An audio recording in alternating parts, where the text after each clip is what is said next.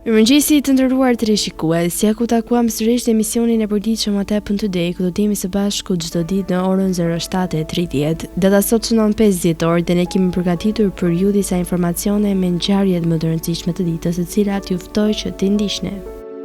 5 dhjetori është dita 339 e kalendarit gregorian. Kështu që deri në fund të vitit kanë mbetur edhe 26 ditë. Ngjarje 1492. Kristofor Kolombi u bë europiani i parë që ka shkelur në ishullin Hispaniola. 1815. Themelohet Maceió në Brazil. 1893.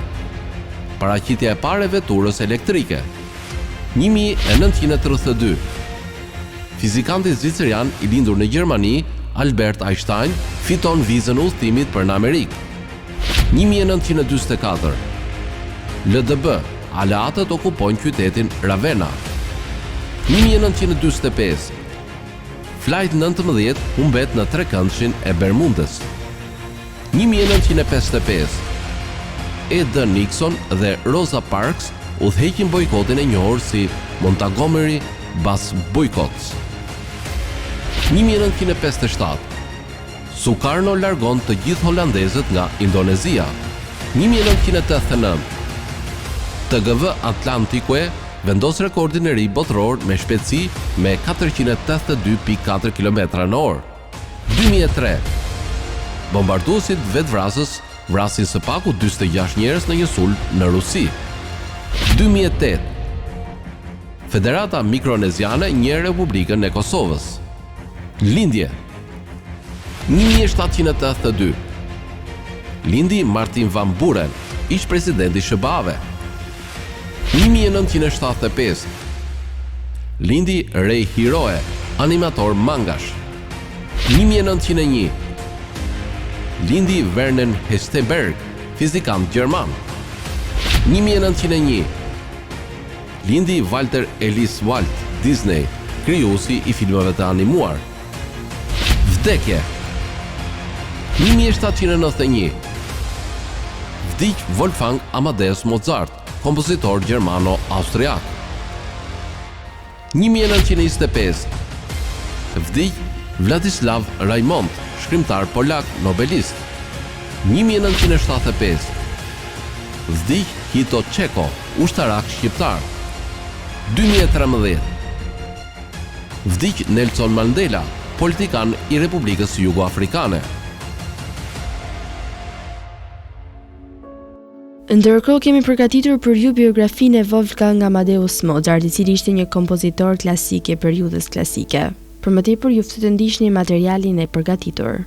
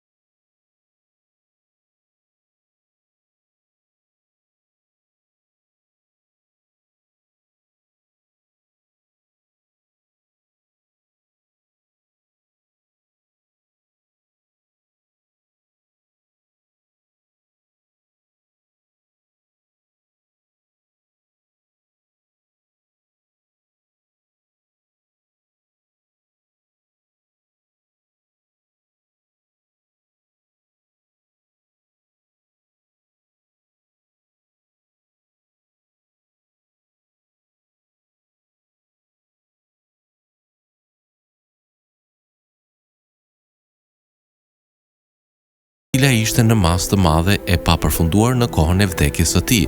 Rrethanat e vdekjes së tij të hershme kanë qenë shumë më të mitologjizuara. Ai e la pas gruan dhe 2 bijtë e Konstancës. Ai kompozoi mbi 600 vepra, shumica ishin kulme simfonike, koncertante, operës dhe muzikës korale.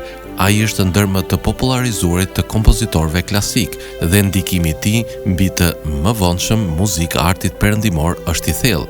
Beethoven i kompozoi veprat e tij të hershme në hijen e Mozart dhe Joseph Haydn shkroi se pasardhësit nuk do të shihnin një talent të tillë përsëri në 100 vjet.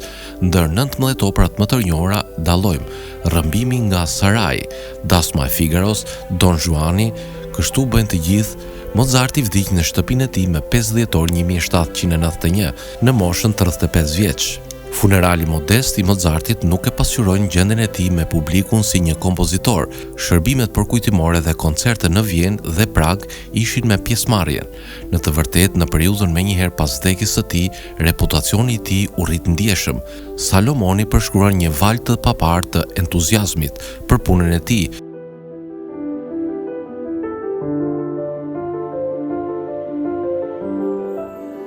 Tani do të kalojmë në rubrikën Kuriozitete, ku sot do të flasim për sapunin. A e dini se si është krijuar sapuni?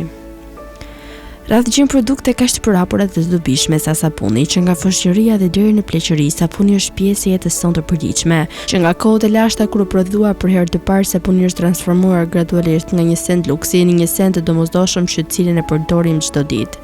Një kimist i shekullit të 19 tha se sasia e sapunit që konsumohej nga një shtet ishte një tregues i saktë i pasurisë i civilizimit të tij. Sot sapuni konsiderohet i domosdoshëm për një higienë dhe shëndet të mirë. Si u bë ky produkt i rëndësishëm një send i jetës së përditshme? Nuk ka thuajse asnjë dëshmi që tregon se sapuni përdoret për higienë personale dhe përpara erëson. Zakonisht grekët dhe më vonë romakët përdornin vajra të parfumuara për të pastruar trupin. Ka mundësi që mjeshtërinë e bërjes së sapunit ta kenë mësuar nga keltët. Në shekujt pasues kishte pak dëshmi që tregonin për përdorimin e sapunit dhe për gjatë periudhës së mesjetës, Italia, Spanja dhe Franca ishin bërë qendra të prodhimit të tij. Pavarësisht nga përpjekjet që sapuni të prodhohej për konsumin ligjër, me sa duket ai përdorej fare pak në Europë. Kështu në vitin 1672, kur një simpatizant gjerman i dërgoi një aristokrati si dhuratë një pako me sapun nga Italia, bado udhës t'i përshkruante me hodhësi si ta përdorte atë produkt misterioz. Një nga recetat që tregonte me hodhësi si prodhoi sapuni u përcaktua në koleksionin e sekreteve për artizanët që duri në shekullin e 12. Edhe pse kanë kaluar vite, procesi kimik i prodhimit të sapunit në thelb ka mbetur i njëjtë. Vajra dhe yndyrna nga burime të ndryshme valoheshin një tërësirë alkaline kaustike dhe një proces që nxjerrë sapun të parafinuar. Ky reaksion quhet sapunëzim. Kuptoj që cilësia e sapunit varej nga materialet që përdoreshin. Në fillim për prodhimin e sapunit përdoreshin djami i kafshëve dhe hiri që mbetej nga djegja e drurit. Për këta elemente të shpërngulurit e parë në Shtetet e Bashkuara prodhonin sapun të butë ngjyrë kafe në drej gjelatine që përdorej për ditë. Azoka e djami i shkrirë që merrej nga gjellet dhe dhënt ishte përbërësi kryesor për prodhimin e sapunit dhe të qirinjve. Kështu shpesh tregtarët i përdhonin dhe i shisnin bashk. Në fund të procesit të zgjerrjes së sapunit, shtohej kripsh të dilnin kallëpë të forta të cilat transformoheshin lehtë. Pastaj që të vinte remir u hidhej lavand ose karabot. Zakonisht sapunët që prodhoheshin në Europën Jugore bëheshin me vajulliri, ndërsa në vendet me klimë të ftohtë prodhuesit e sapunit vazhduan të përdornin djamin. Disa madje përdornin vajin e peshkut. Ndonse ishin të përshtatshëm për të larë rrobat, sapunët nuk parapëlqeheshin për të larë trupin. Megjithatë, djami dhe vaji janë pjesë e përbërësve që përdoren për të prodhuar sapunin.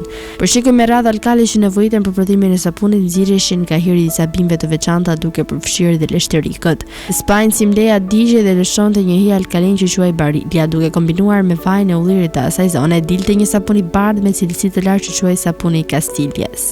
Gjatë shekullit të 18 u shtuan kërkesat ndërkombëtare për potasën që përdorej për prodhimin e sapunit, xhamit dhe barutit.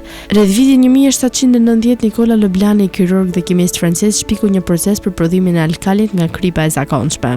Vonë kimistët ja dorën ban të prodhonin sod kaustike nga shëllira. Kjo hapi rrugën për industrializimin e prodhimit të sapunit. Fundi i shekullit të 19 ishte një periudhë me reforma të rëndësishme që u karakterizuan nga përpjekje për të mësuar njerëzit lidhur me shëndetin dhe higjienën.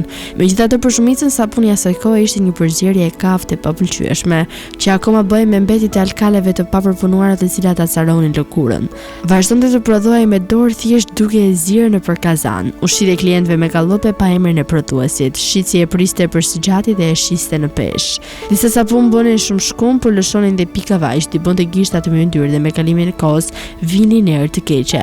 Prodhuesit duke kuptuar gjithë më mirë kërkesat e njerëzve nisën të përdornin lënë shtesi, bar limoni që të mbysin erën e rëndë dhe aromën e mirë të limonit. Shpejt u bën përmirësime të tjera. Sapunët me vaj vegetal që ishin më të pëlqyeshëm u bën shumë të kërkuar. Ndryshimet e mëdha në transport u lehtësuan punën prodhuesve të sapunit për të siguruar burime të pasura me përbërës të cilësisë së lartë. Në Afrikën Perëndimore rritej palma e vajit. Nga fryti I kësaj tult nxirri një substancë gjalp me ngjyrë të ndezur e cila u bë një nga përbërësit bazë për prodhimin e sapunëve dhe artikujve kozmetik. Ishut e paqësorit rritej arra e kokosit, nga tuli I tharës I cilës nxirrej vaj. Me këta përbërës ekzotik që vinin nga vendet e largëta, pak nga pak njerëzit ndryshuan mendim për sapunin. Prodhuesit kuptuan dëshirën natyrshme që ka njeriu për pastërtinë. Konsumatorët duheshin mbitur se sapuni ishte I domosdoshëm. Shpejt për të reklamuar markat e sapunit, reklamuesit nisën të krahasonin veçoritë e produkteve me vetit e mjaltit, me rrezin e diellit dhe bardhësinë e të borës. Të tjerë I punuan vepra të famshme të artit dhe I dhanë reklamave të tyre dhe sapunit një imazh klasi dhe të kulturuar. Nga fundi I shekullit sapuni shitej në çdo vend të botës, sa I nxiti industrinë e reklamave. Në vitin 1894 slogane që nxjerrin shitjen e sapunit u shfaqën madje edhe në pjesën e pasme të pullave të postës në Zelandën e Re. Tashmë sapuni I kishte bërë emër vetes. Prodhimi I hershëm industrial përfshinte zgjerrjen e përbërësve me kazan të stërmëdhenjit të hapur. Një punëtor I zotit kontrollonte procesin duke trazuar me mistri. Nga mënyra se si rishiste sapuni o nga mistria e nxehtë, punëtori mund të vendosë nëse përbërësit ose procesi duheshin përmirësuar. Sot procesi I prodhimit të sapunit kalon në 3 faza kryesore. Faza e parë është sapunizimi, gjatë së cilës zhvillohet reaksioni kimik I disa varave dhe yndyrave me kripra alkale. Nga ky kombinim prodhohet brumi I sapunit dhe glicerina që gjenden në një përzierje e cila përmban rreth 30% ujë. Nganjëherë kjo fazë ende bëhet me metodën e zgjerrjes në kazan, por sot shumica e prodhuesve të sapunit përdorin sisteme të kompjuterizuara për sapunizimin. Faza e dytë është tharja, kjo bëhet me anë të tharjes me të nxehtë, tharjes me poshtok dhe tharjes me sprucium.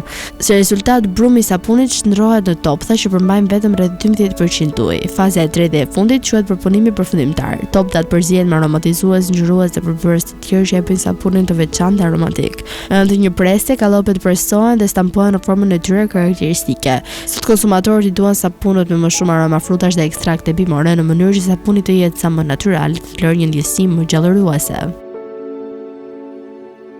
Tani oftë të ndiqni parashikimin e motit të territorit shqiptar për ditën e martë. Territori shqiptar për ditën e martë parashikohet të përshkohet nga një mot I qëndrueshëm, me vërtetësira kalimtare dhe rrezë të tjera që do të përshkojnë të gjithë territorin.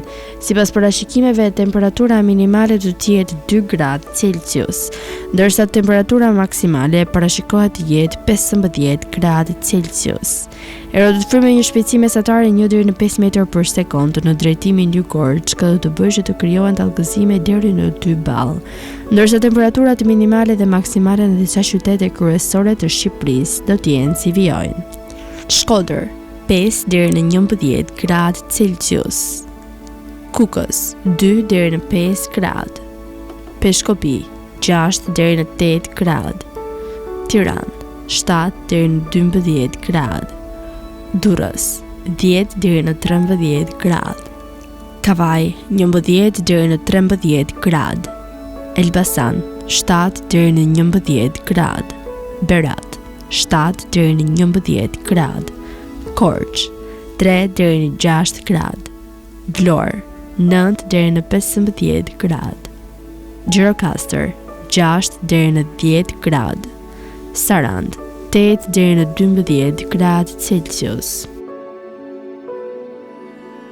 Tani oftë të ndiqni parashikimin e motit në territorin e Kosovës për ditën e martë. Territori I Kosovës për ditën e martë parashikohet të përshkohet nga një mot I qëndrueshëm me dia dhe vërtetësira kalimtare që do të përshkojnë të gjithë territorin. Sipas parashikimeve, temperatura minimale do të jetë -2 gradë Celsius, ndërsa temperatura maksimale parashikohet të jetë 7 gradë Celsius. Ero do të fryjë në drejtimin juglindor me një shpejtësi mesatare 1 deri në 3 metër për sekond, ndërsa temperaturat minimale dhe maksimale në disa qytete kryesore të Kosovës do të jenë si vijojnë. Mitrovic 1 deri në 6 gradë Celsius. Podujev 0 deri në 6 gradë. Skënderaj 0 deri në 6 gradë. Pej 3 deri në 6 gradë. Prishtinë 2 deri në 7 gradë. Gjakov 0 deri në 6 gradë. Malishev -2 deri në 4 gradë. Gjilan 0 deri në 6 gradë.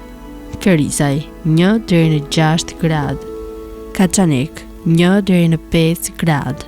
Prizren 3 deri në 6 gradë Celsius.